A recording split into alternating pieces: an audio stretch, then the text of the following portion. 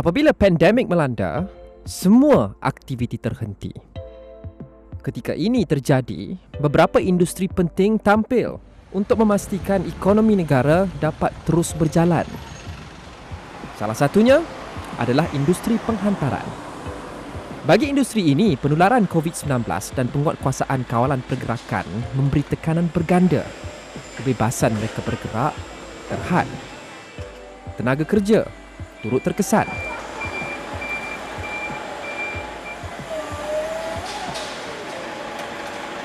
Kami terpaksa menggunakan single shift untuk bekerja. Bilangan anggota tenaga kerja di warehouse akan kurang. Tapi pada masa yang sama, bilangan bungkusan yang perlu dihantar melonjak naik. Bagi FedEx, kapasiti kargo mereka meningkat 17% pada bulan Mei sewaktu PKP masih berkuat kuasa berbanding bulan yang sama pada tahun 2019. Mereka di dalam industri ini mengingati detik ketika Perdana Menteri mengumumkan pelaksanaan PKP yang memberi mereka hanya 2 hari untuk mengubah suai seluruh operasi.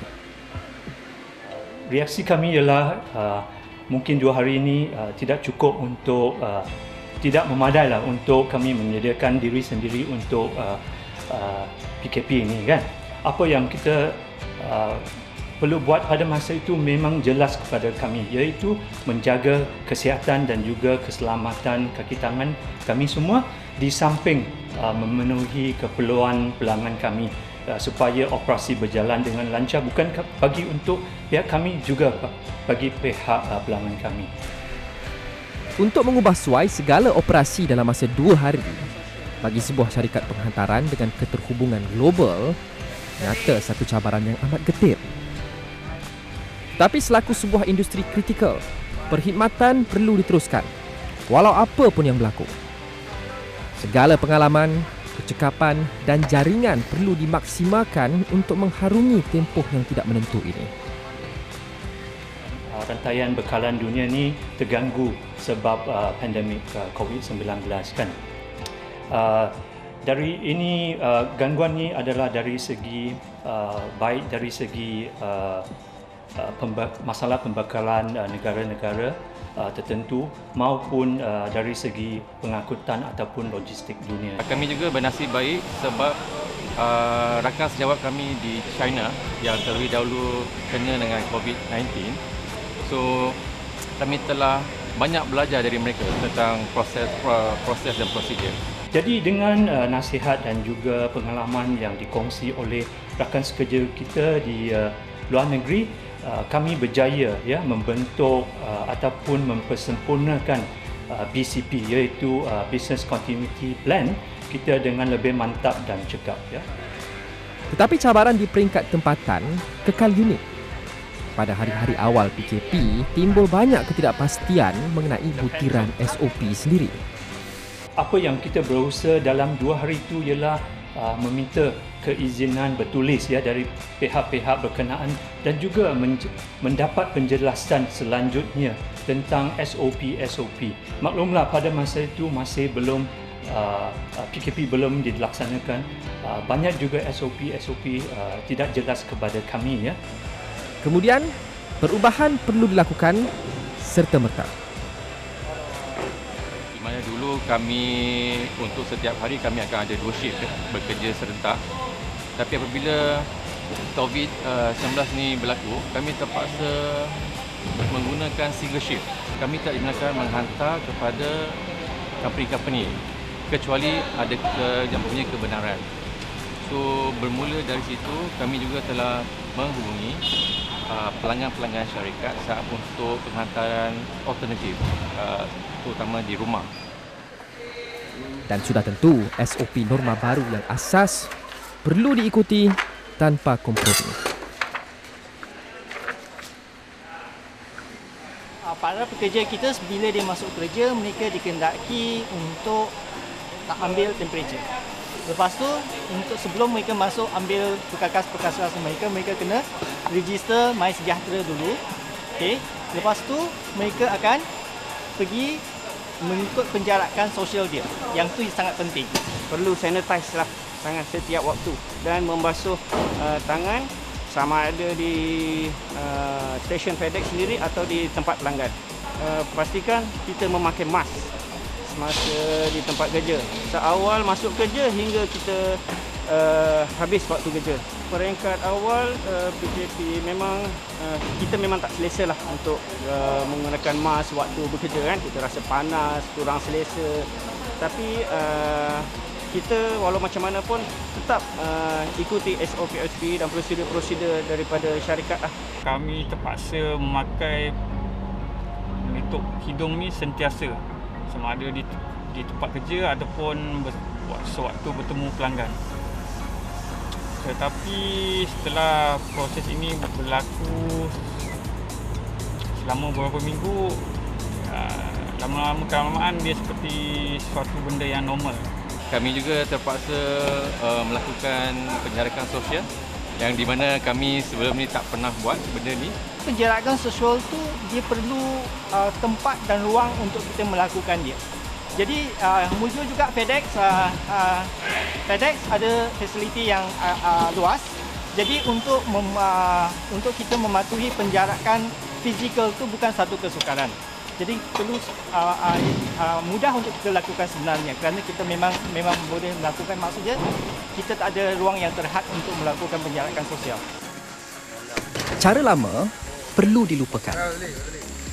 Dulu kami membenarkan sesiapa yang ada sesama ataupun batuk masuk ke pejabat untuk bekerja, terus bekerja ya. Tapi sekarang ni kami menasihatkan supaya sesiapa yang ada gejala yang tidak sihat, mereka perlu rehat di rumah.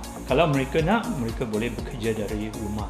Kalau seseorang pekerja kita didapati ada suhu yang tinggi, dia tidak dibenarkan untuk masuk ke premis kita. Okey. Dan kalau mereka pada masa itu mereka berada di rumah, mereka kena menghubungi pengurus untuk memberitahu bahawa mereka ada demam ke atau gejala-gejala yang ada berkaitan dengan COVID. Lama kelamaan kami telah dapat membiasakan diri dan kami telah meneruskan momentum dari peringkat tersebut sampailah sekarang. So untuk kami di FedEx tiada masalah sebab kami telah diajar untuk sentiasa mengadaptasi kepada persekitaran. Semua SOP ini dia memerlukan kebiasaan kita untuk mematuhi dia. Sebenarnya kita tak ada pilihan. Jadi kalau kita nak kata ambil sesuatu yang mudah, seperti kita ambil suhu, walaupun nampak mudah tapi dia nampak leceh. Tapi alah bisa, tegal biasa. Okey? Jadi bagi kita tak ada benda yang leceh lah. Tapi kalau nak kita kata leceh, sebenarnya semua benda tu leceh. Jadi untuk memastikan kita boleh menyokong dan sentiasa mematuhi arahan kerajaan, kita perlu mematuhi semua SOP yang ditetapkan oleh syarikat dan oleh kerajaan kita.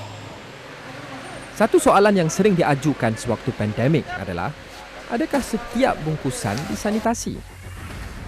Menurut sumber daripada Pertubuhan Kesihatan Sedunia WHO, seseorang yang telah pun dijangkiti oleh pandemik COVID-19 dan untuk mencemari barangan yang masuk ke dalam sistem kita ataupun kebarangkalian orang itu akan dijangkiti oleh barangan yang telah pun terdedah kepada suhu ataupun keadaan yang berbeza adalah rendah. Transaksi barangan daripada negara luar ke masuk ke Malaysia, dia akan melalui berbagai fasa proses. So di dalam proses tersebut tidak diperlukan untuk kami menyakuman, tapi hanya untuk kaki tangan untuk menjaga kebersihan semasa pengantaran. Contoh kalau kita buat contactless delivery, maknanya kami tak perlu untuk bertemu atau bersentuh secara fizikal dengan customer. Kami cuma letakkan di satu tempat yang diasingkan dan kami akan set off the POD. So contactless delivery. Industri penghantaran perlu terus berjalan dalam apa jua keadaan. Malah peranan mereka semakin penting dalam era pandemik ketika pergerakan semua orang lain terhad.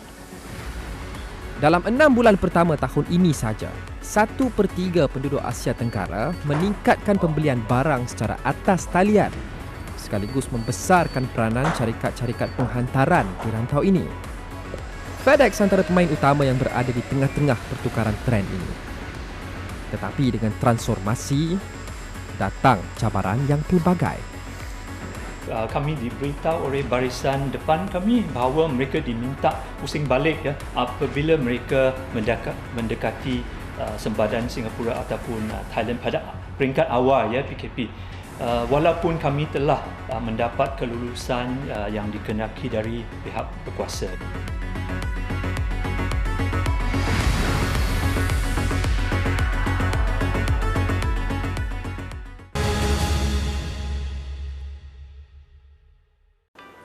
Penularan COVID-19 dan pelaksanaan kawalan pergerakan di seluruh dunia termasuk Malaysia mengubah cara kita melakukan banyak perkara. Di Asia Tenggara, 44% pengguna digital meningkatkan pembelian barang runcit secara atas talian tahun ini. Dan bergerak ke hadapan, 80% daripada mereka mahu terus membeli barang keperluan secara atas talian. Perubahan trend berskala mega ini meletakkan lebih banyak tekanan kepada industri penghantaran yang bukan saja perlu mengendalikan beban kerja yang meningkat mendadak, tetapi perlu melakukannya dalam persekitaran yang serba terhad. Di FedEx, mereka telah menyusun persediaan untuk beroperasi di bawah norma baru sebelum PKP diumumkan pada Mac lagi. Tapi itu tidak bermakna cabaran tidak timbul. Walaupun kita buat perancangan dan persediaan lebih awal, tetapi masih ada cabaran-cabaran yang kita perlu harungi. Ya, dan cabaran-cabaran ini saya rasa datang dari faktor luar. Ya, faktor yang pertama ialah dari pihak pelanggan. Kami dipahamkan bahawa kebanyakan pelanggan kami tidak dapat beroperasi ataupun hanya dibenarkan beroperasi dengan kapasiti separuh ya sepanjang PKP. Jadi kerana itu pelanggan kami kena menghantar sebarang barangan yang mereka ada pada masa itu ke pelanggan mereka di luar negeri. Pelbagai bentuk SOP baru merumitkan pergerakan. Pada hari-hari awal PKP, keadaan ini amat menduga. Rakan sekerja kami kena beratur di depan balai polis pada waktu yang sangat panjang semada untuk dapat ya permit perjalanan untuk merentasi daerah ataupun merentasi sempadan negeri ya. Jadi ini adalah cabaran yang kami melalui. Pergerakan antara negeri dirumitkan akibat PKP. Apatah lagi pergerakan antara negara yang dijejaskan oleh berbagai bentuk kawalan pergerakan yang berbeza. Kami diberitahu oleh barisan depan kami bahawa mereka diminta pusing balik ya apabila mereka mendekati sempadan Singapura ataupun Thailand pada peringkat awal ya PKP. Walaupun kami telah mendapat kelulusan yang dikenaki dari pihak berkuasa. Tetapi setiap krisis membawa bersamanya peluang baru. Mereka di sini memilih untuk tidak mengeluh dengan segala cabaran yang didepani. Sebaliknya menggunakan kepakaran dan infrastruktur mereka untuk membantu negara memerangi COVID-19. Item paling khusus kita hantar ialah ujian test COVID daripada Korea. Kita hantar pada mula-mula peringkat PKP itu dengan jumlah yang banyak. Kita hantar tiap-tiap hari termasuk hari public holiday, Sunday, Saturday. Setiap hari kita hantar ke hospital. Sebab ini adalah digunakan untuk membuat saringan. Itu satu pengalaman yang paling unik sekali lah sebab kita hantar dalam jumlah yang paling banyak sekali. Perkara ini kita berasa teruja sekali sebab kita dapat menolong sebahagian daripada rangkaian untuk menghindari pandemik COVID-19 ini daripada merebak lebih teruk di Malaysia. Tapi bagi setiap pekerja di sini, realitinya adalah mereka menghadapi pelbagai cabaran setiap hari bekerja dalam era pandemik. Segala rutin perlu diubah dan kadar bekerja perlu dilipat gandakan ekoran bilangan bukusan yang meningkat dan masa kerja yang terpaksa dihadkan.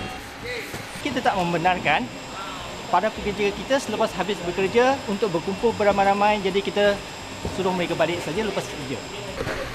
Dan bagi mereka yang masih perlu keluar untuk menghantar barangan dan berdepan ratusan pelanggan setiap hari, risiko yang mereka hadapi amat besar. Perasaan khawatir takut dijangkiti amat terasa. Tapi pihak FedEx telah mengambil insentif yang cepat dan tegas untuk memastikan kesejahteraan dan keselamatan para pekerja terjamin dengan menyediakan alatan-alatan yang membantu kami selamat seperti pelitup hidung, sanitizer dan pembaca suhu badan. Mereka ni diperlukan berulang-alik di antara Singapura, Malaysia dan Thailand ya. Dan risiko mereka mungkin lebih tinggi daripada yang lain ya. Jadi apa yang kami telah buat ialah kita cuba mengurangkan interaksi mereka dan juga kehadiran mereka di stesen ataupun fasiliti kami. Mereka tidak diperlukan melapor diri kepada pihak pengurus. Mereka hanya datang, ambil kenderaan dan terus pandu ya. Ini adalah SOP yang kita ambil untuk bahagian ini. Memang perasaan takut, cemas tu memang adalah sebab pertama kali kita mendengar virus COVID-19. So kita sebagai FedEx Courier memang setiap hari berjumpa dengan orang ramailah di luar sana. So kita tak tahu risiko yang bakal akan kita tempuh lah di luar sana. Fokus utama kami ialah menjaga keselamatan mereka semasa mereka terus berhubung dengan para pelanggan kami. Kami juga kena memastikan bahawa apabila mereka berinteraksi dengan pihak pelanggan, mereka juga menjaga kesihatan dan keselamatan pelanggan kami. Tetapi mereka yang bekerja di pusat pemprosesan turut berdepan tekanan yang tersendiri. Dunia norma baru memaksa pelbagai perubahan kepada cara, waktu dan lokasi mereka bekerja.